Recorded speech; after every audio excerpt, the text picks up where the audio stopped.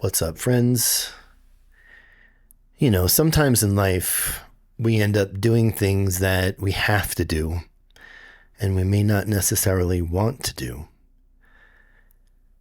And I think that there gets to a point where, we decide, like, you know what, I can't just do these things that I have to do anymore. I need to start working on the things that I want to do because I'm just feeling empty following this other path. And I've been in a rut creatively for, I guess, 6 or 7 months. Definitely because of the move, and definitely because I sold most of the machines I was using to make music.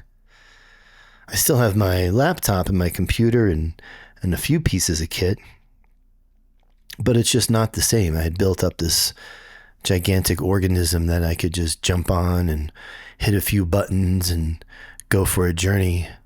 And it's just not the same working in the computer. It's possible. I'm going to do it. It's just taken me a minute to get my head around this new situation. And that's all it really is just adjusting to the difference. I'm not complaining about it, although I could, but this was a situation of my own doing.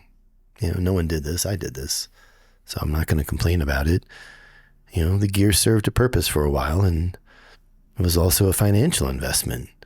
And then it allowed us to move to Colorado and get out of our place in New York, which we desperately needed to do.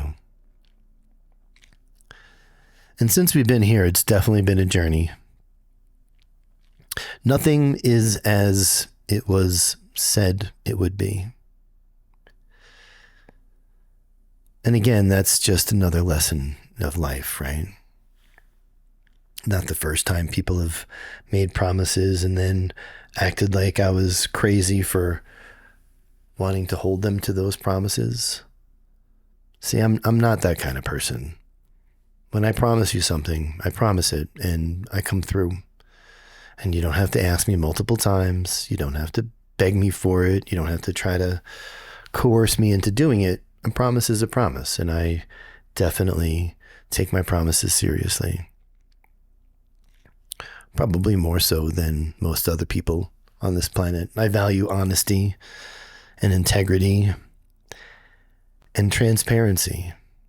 Most people are scheming and have multiple layers of things that are going on in their heads. At least the people that I've been around. Even the ones that said they were helpful had multiple layers of things going on. I found myself just sucked into it, whether I want it to be or not. And I'm glad that I'm not there anymore, but it's one of those things where you're damned if you do, you're damned if you don't. But on the whole, I'd rather be alone than around people that make me feel bad or just challenge every aspect of my personality just because that's what they do, not because it's necessary, not because I need challenging, just because they're idiots and that's how they manipulate and they cause confusion and they get what they want out of people. They're vampires. I guess to some extent that used to be me, right? And that's probably why I attracted that. I used to have the biggest friggin' ego on the planet. And when I had the biggest ego on the planet, I was able to achieve the biggest things. And it's because I was dealing with a bunch of people that were like, well, who are you to do this? And why do you think you're entitled to do this? And why do you think you should do this when everybody wants to do it? I'm like, look, this is a New York thing, and I'm a New Yorker. I've been here since I was born. And I represent New York. And we're doing this. Where were you born? How long you been here? Yeah, I've been here longer, And I just felt like that was the proverbial dick that I would swing around. And it was one that you couldn't argue with because it was just the truth. And I'd been doing it for so long, and that was also the truth. And here's a gross, unfortunate truth about the underground electronic music scene. And this really is a gross, unfortunate truth. Because I wish it wasn't the truth, but it is. And it's probably the most competitive, stab you in the back, ruin you because your competition world that I've ever experienced. It's not one of camaraderie. It's not one that celebrates achievement. It's one of jealousy and backstabbing and malicious rumor starting. It's not something you want to be a part of. And I didn't understand that. And I knew somebody that had the opportunity to be a part of the underground, but they wanted nothing to do with it. And I didn't understand why. But now I understand why. They were able to have a career doing music that people wanted. And then they stopped doing that and started just making their own stuff. And then after that, they got signed to be part of a famous electronic act. And then they left the act. And they were German, and they could have had something in the Berlin scene, but they're like, this is not for me. I'm like, why? They're like, it just isn't. They wouldn't explain why. But now I know. And the reason why he was able to have a career after being a part of it and go on to do something more poppy is that he let the scene keep its secrets. And, since the beginning days of the Hacienda and New Order and Joy Division over at the, part of Factory Records, I think it was Belgium maybe, or Holland, or wherever the Hacienda was. Dance music and party music has always been associated with drugs. It started out with ecstasy. And, the early rave scene was all about peace, love, unity, and respect. Plur was like the motto. And it was great in theory, but, as any scene does, it devolved into politics and hierarchies. So I grew up on Long Island, and I was part of the industrial underground scene, tape scene in the 90s on Long Island. Grew up going to Voodoo, listening to Nights of Reb and Skinny Puppy and Ministry and Ultravox and Depeche Mode and Howard Jones and all that fun stuff. Kajagoogoo, all the new wave stuff. I was there. I grew up with it.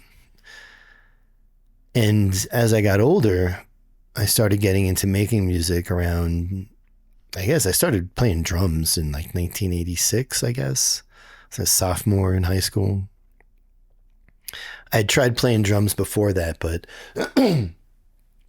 it's not much fun on your own. It's much better in a band. So I joined a band, a punk band, formed a punk band with one other guy. It was a duo. It was guitar and drums. We were called The Plague. We did bad Bauhaus and Sex Pistol covers of a guitar and drums. But you could, because some of it was pretty simple. Then as I got a keyboard, I got a drum machine, and then I wanted to do more, and I wanted to go into computer graphics in college. And at the time, the Amiga was one of the premier computers to do computer graphics with. So I was able to talk to my parents, and they got me an Amiga, and I was able to learn doing simple 3D renderings in 1989. But I mean, you'd have to let the computer render for 4 days to get like a 5-second clip. So I ended up doing a lot of music stuff with it and mods and trackers. And as much as I love that, it was a cool way to do things, but I always wanted to do more. And I'd gotten a Yamaha SY22 keyboard, which was known as like a Rompler ROM, in that it had a bunch of waveforms in ROM that it would play back, and then it had filters and stuff. It had a really cool vector synthesis engine and a little joystick, and you can make it do all these cool sounds and pan them around and stuff. And the first music that I made was industrial, but like kind of like some of it was like dancey, like loop based, like hip hop industrial, because I was really into hip hop back in the day.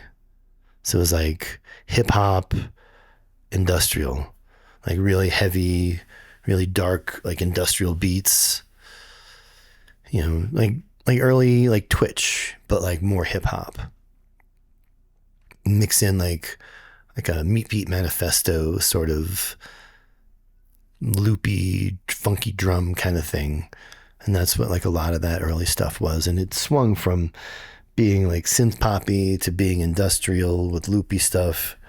I even did some vocals. And there's one song that I actually want to redo and do a new version of, and that's called Living a Lie. Because I think the song was the lyrics are really great. I kind of sang it in like a distorted vocal kind of way. And it's got a cool bass line to it. So I would definitely love to redo that now with my production knowledge that I didn't have back then. Because the lyrics are great. I want to do that song, and that's kind of what I'm working up to. And every time I hear music that's got like really thick synth bass and has that sort of With Sympathy vibe from Ministry, I still love that. Which is interesting because Ministry is doing a tour called the Squirrely Years, and they're doing songs from With Sympathy and Twitch, which is really exciting. Not that I'm going to get to go to it because we're out here in Georgetown, Colorado, and a little underfunded. I'd have to go to Denver to do that. And it's a lot of money to go to do that right now. We just honestly don't have the funds. As much as I'd love to.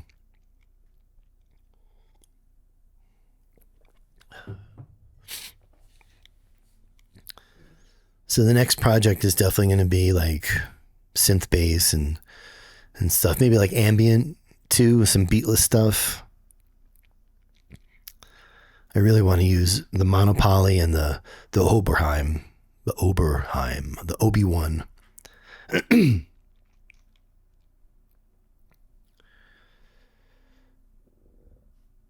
Yeah, I really want to use those two synths together, multi-track them. Yeah. I can hear some cool stuff in my head, so I know it's time to start working on things. It's kind of how it goes for me. And I'm going to have to really push myself to do it this time because I don't have the studio hooked up. And this room that I'm in is just mostly boxes. And it's hard to find the motivation to do the setup to get to the point where I can use the gear for whatever reason. It's just hard motivating myself these days. But, you know, I want to do it. I think it's going to be a fun project, and I think the stuff's going to come out really good. And I'm going to try to sing. I am. I'd always wanted to, but there was one person that made me feel so insecure about singing that made me feel like I should never do it. And it was somebody whose opinion I trusted. And a lot of times, the few times that someone's heard these tracks that I sang on back then, and I told them it was me, they laughed. And they, I don't know, they laughed, and it made me feel really insecure. And Yeah, it just made me feel super insecure. Anyway, maybe they laughed because they couldn't believe that it was me singing or whatever, but you know, I always wanted to do vocals, but I always found it really hard. And the vocals that I had done were like super industrial and they were super dark. And at the time, I'm like, I don't want to be known as this like super dark guy because I'm, that's part of who I am, but I'm also, also full of love and full of light and stuff. There's a full spectrum of stuff. So I always wanted like my first proper release to show that wide range of emotional intelligence, And even though I had been doing tapes all throughout the 90s, my first release that someone else put out was in, I think, 2000. And it was on a small label out of either Belgium or Holland or something like that, Netherlands maybe, called Hobby Industries. And the guy that runs it, his name is Thomas Knack. And it was 3 songs on one side of a 12-inch, and it was like the last 12-inch that the label did. And it got the attention of this guy, John Twells, over in the UK, that was starting up a new label. And he reached out to me. And so the first release is RJ Valio was on Hobby Industries. And then second release was on Type Records in 2003. And in 2001, I had self-released a CD under the alias Trans-Electronic Theory called Devolution and Intimation Iteration 3. And it was the culmination of probably about 2.5 years of doing sound design and really being involved in this microsound community online. It was a mailing list.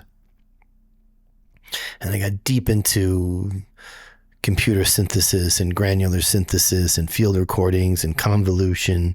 And I literally spent 2 years recording and creating this series of compositions. Compositions. It ended up being about maybe 20 compositions or constructs, as I called them. And it was dark and twisted and weird and very, very industrial. And it was really each composition was a ride and a journey. And it was intense and it wasn't easy. But the real electronic music heads were really, really into it. After that, the Hobby Industries release was more beat oriented and also kind of just atmospheric and really heady and kind of sounded, at the time I didn't know, sounded like some of the stuff that this guy Lee something or other that ran a label called Neo Ouija did. I never listened to the guy's stuff, but apparently my stuff sounded a lot like his. And I didn't realize it until years later. I was just doing my thing and influenced by hip hop, bit crushing things, and just I was into the gear, I kind of involved in my own little universe. So I had that first release on Type, and everybody that heard that release loved that release. It was really atmospheric. It didn't challenge you. It was really beautiful and placid and pristine. And I was a little upset about it because I was much more than that, and I didn't want to get typecast into being this one thing.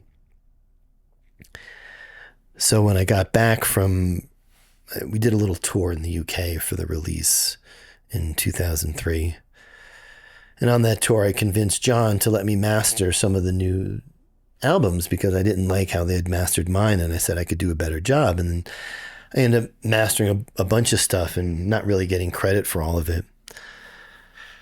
But back to the music thing, when I got back from the little tour in the UK, I was still into like techno and I was into dub and I made some dub techno, but like I hadn't heard Mono Lake. I'd been into old Joey Beltram and some Carrie Lakebush, early Fuse, but I didn't listen to anything. I just did what I wanted to do.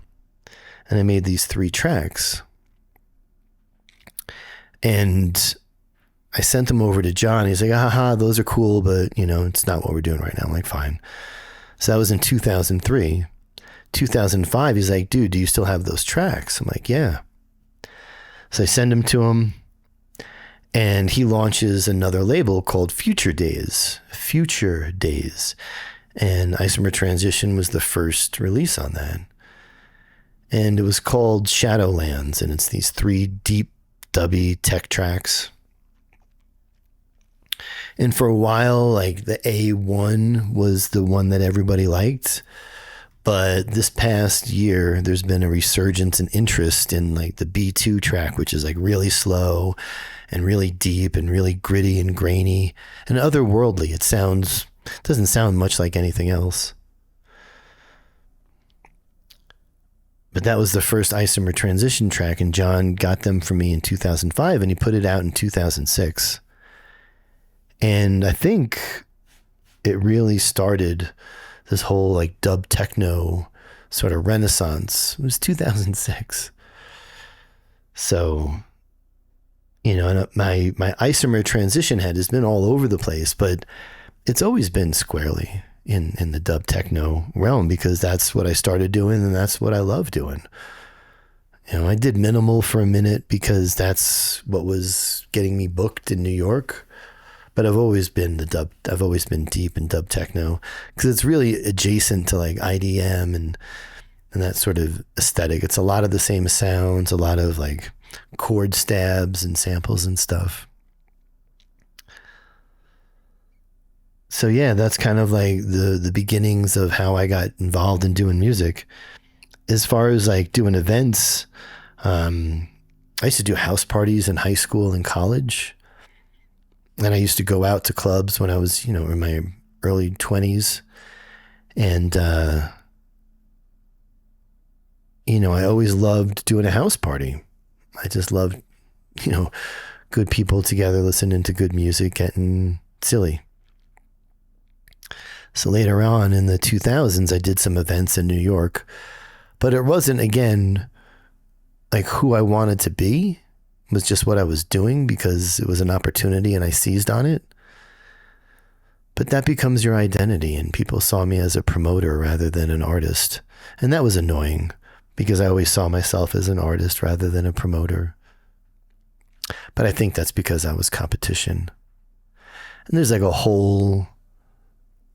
I was talking earlier about the dark side of the electronic music world.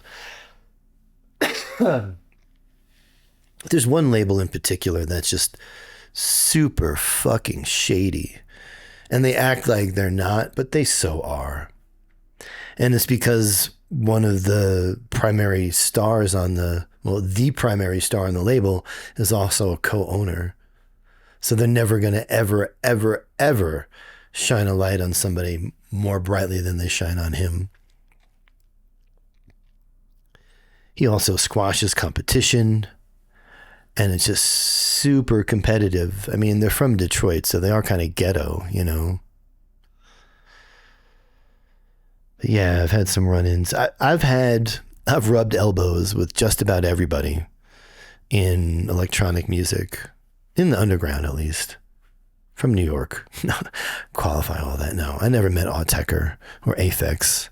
Those are probably my two heroes that I would have liked to meet. But like, I don't know what I would say to them other than like, I love your music.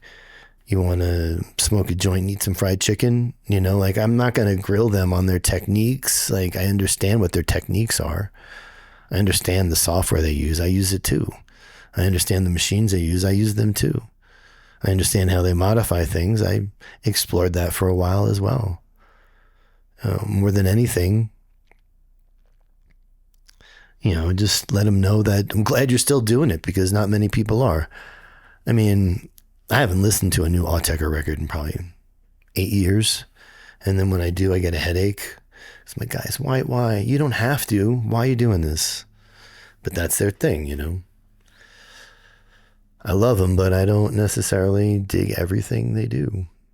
I think that's a normal artist. Respect them immensely.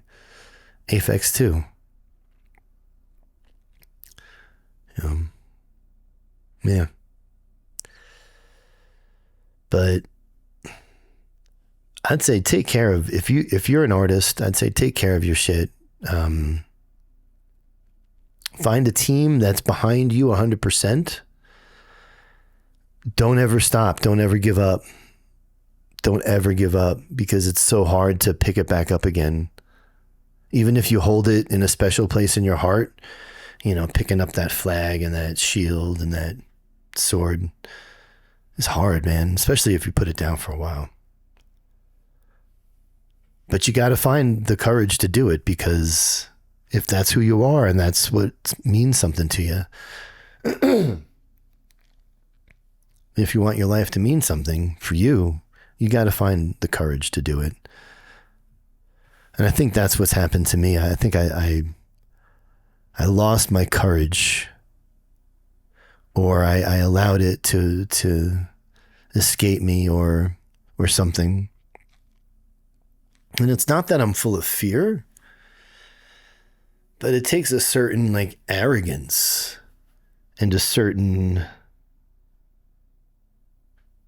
self-possessed drive to make those things happen. And if you don't have it, no matter how much you want to do it, it's not going to happen.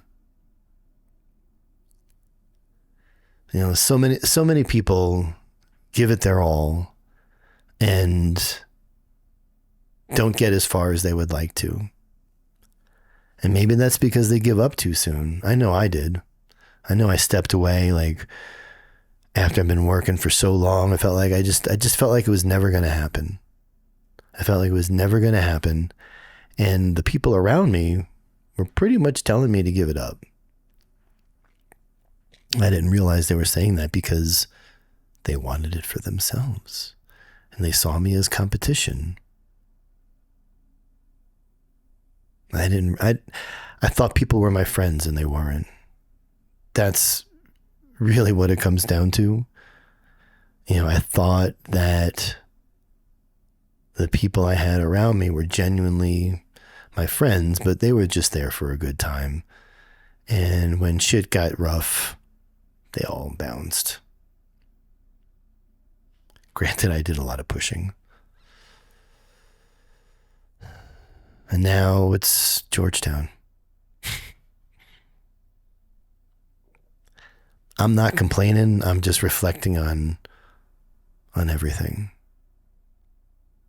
So, time to get to it, right? Time to get working on this new tune, new old tune, setting things up. I'm going to push myself to do this, and I'm going to give an update soon. I never sold the Oberheim because it wasn't necessary. And all it would have done was made other people happy and not me. And they would have taken the money and that would have been it. It was worth way more than the money. Way more. So I'm glad I still have it. All right, that's the update. And it's a little dark, a little introspective, but that's okay. That's what happens sometimes. All right. Cheers, folks.